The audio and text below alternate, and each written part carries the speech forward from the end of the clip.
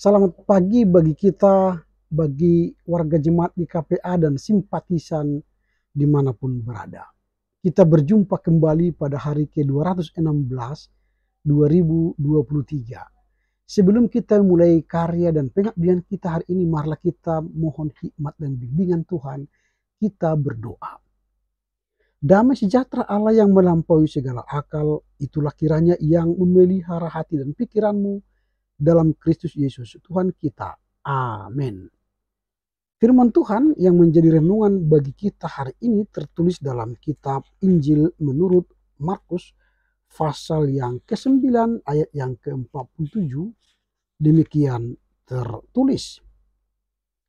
Jika matamu menyebabkan engkau berdosa, cungkillah.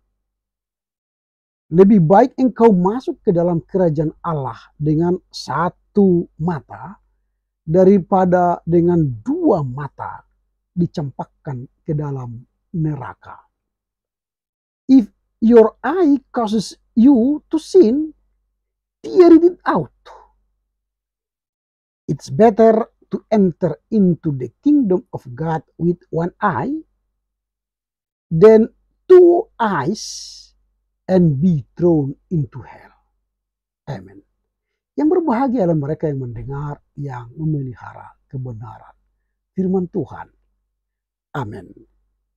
Tema renungan kita pagi hari ini, sumber dosa yang menghancurkan seseorang. Sumber dosa yang menghancurkan seseorang. Nas hari ini menjelaskan sumber dosa yang menghancurkan seseorang, yaitu mata. Pernyataan ini merupakan bagian dari perkataan Yesus Kristus kepada para muridnya. Dalam ayat tersebut Yesus berbicara seperti kiasan dan menggunakan bahasa yang dramatis untuk menyampaikan pesan moral dan rohaniah. Perlu dicatat bahwa teks Alkitab sering menggunakan bahasa metafora atau kiasan untuk mengilustrasikan ajaran-ajaran moral atau rohaniah.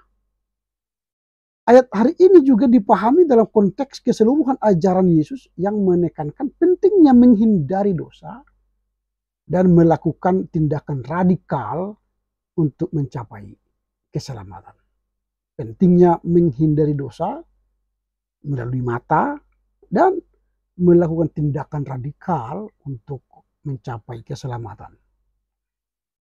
Dalam nats hari ini, mata digunakan sebagai simbol untuk menggambarkan sumber dosa. Jadi mata menjadi sumber dosa atau godaan yang dapat menghancurkan jiwa seseorang.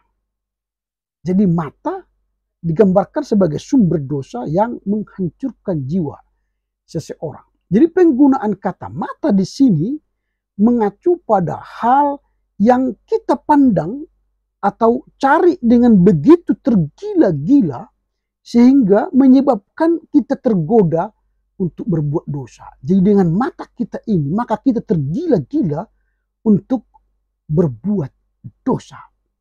Jadi hati-hati, mata ini jadi sumber dosa. Dengan melihat, maka kita tergiur untuk melakukan pencurian. Dengan melihat, kita tergiur untuk menghina orang. Dengan melihat, kita tergiur untuk mencaci atau menyukai, mengingini orang. Nah, itu sumber dosa. Jadi penggunaan kata itu kita gunakan secara tergila-gila untuk melakukan dosa.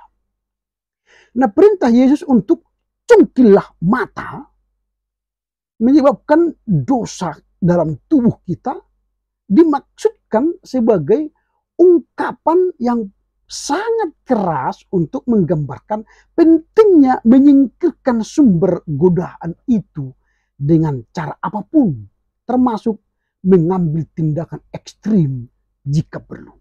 Jadi kalau memang mata kita ini sudah setiap hari berdosa, setiap hari menjadi sumber dosa, maka perlu diambil tindakan ekstrim. Cungkillah matamu, mata kita. supaya jangan gara-gara mata ini kita masuk neraka. Seharusnya dengan mata ini kita masuk surga.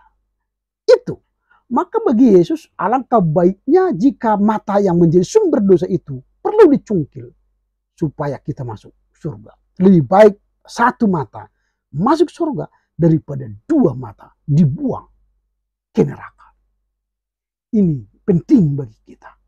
Nah, selanjutnya Yesus mengatakan bahwa lebih baik ke dalam kerajaan Allah dengan kekurangan atau kekurangan mata, hanya satu mata, daripada memiliki semua mata, artinya dua mata, tetapi mengabaikan jalan Tuhan dan tidak mau tunduk kepada jalan Tuhan, akhirnya masuk dan dicampakkan ke dalam neraka. Artinya perlu tindakan radikal untuk menghentikan dosa dari mata tadi.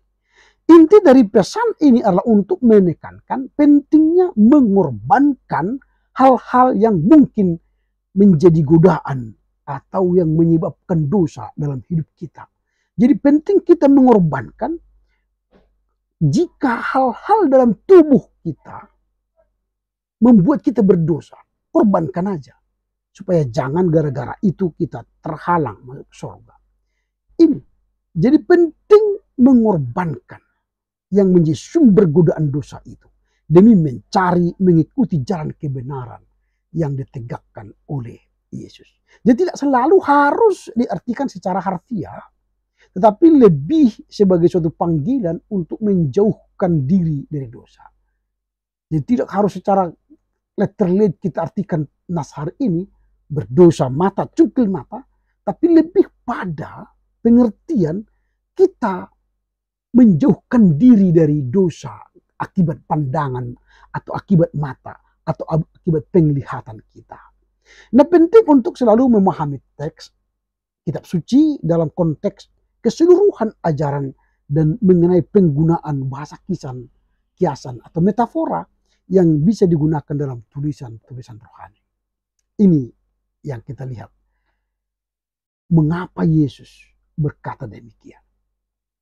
Pertanyaan kita sekarang ialah apa yang perlu kita renungkan dari nats hari ini yang mengatakan sumber dosa yang menghancurkan seseorang supaya kita tidak hancur gara-gara mata. Jangan gagal masuk neraka, masuk surga gara-gara mata, tapi masuk neraka gara-gara mata. Itu sangat tidak perlu dan kita tidak mau ke neraka gara-gara mata. Tapi gara-gara mata kita harus masuk surga. Apa yang perlu kita renungkan dari nats hari ini? Yang pertama, pentingnya menghindari dosa. Jadi ayat ini menegaskan pentingnya menghindari dosa dan godaan yang dapat merusak hubungan kita dengan Tuhan. Jadi kita harus berusaha menjauhkan diri dari tindakan atau pemikiran yang menyebabkan kita melakukan dosa. Jadi mata itu salah satu contoh. Bisa saja tangan yang melakukan dosa, bisa kaki melakukan dosa, bisa pikiran yang melakukan dosa. Hindarilah jauh-jauh dari dosa. Itu yang pertama yang perlu kita renungkan. Apa yang perlu kita renungkan yang kedua? Pentingnya pengorbanan untuk kebenaran. Jadi hari ini Yesus menggunakan bahasa yang kuat untuk menekankan bahwa kita harus bersedia mengorbankan hal-hal yang mungkin menjadi godaan dalam hidup kita. Bahkan jika itu berarti mengambil tindakan ekstrim atau merelakan sesuatu yang kita cintai, perlu dilakukan.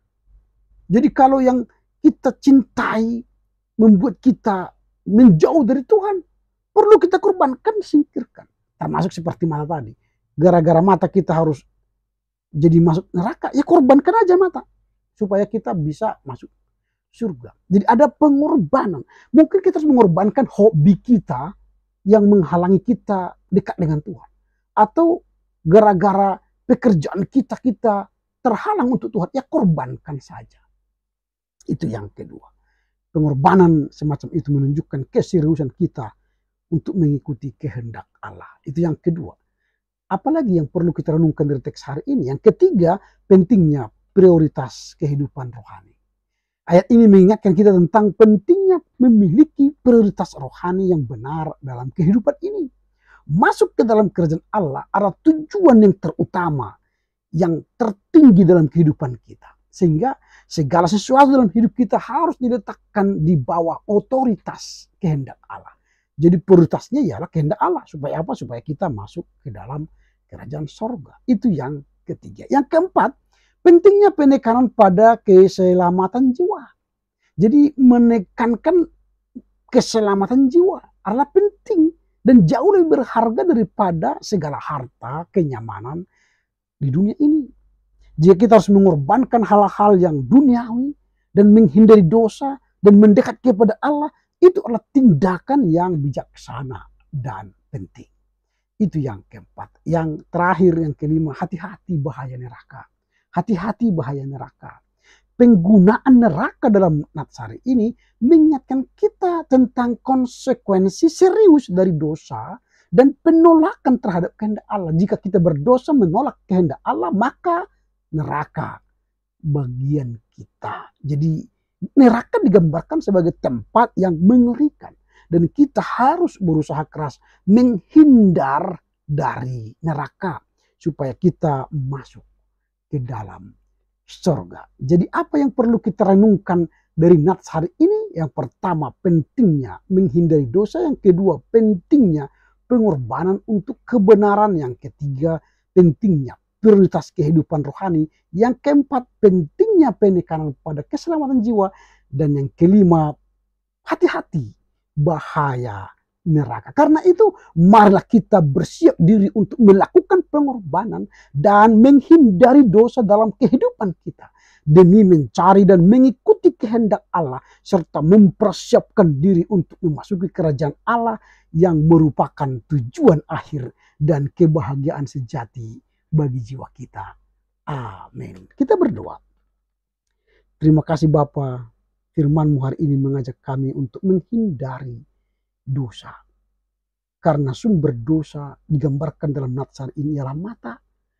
Jika mata membuat kami menjauh dari Tuhan, maka harus kami ambil tindakan yang ekstrim untuk mencungkilnya.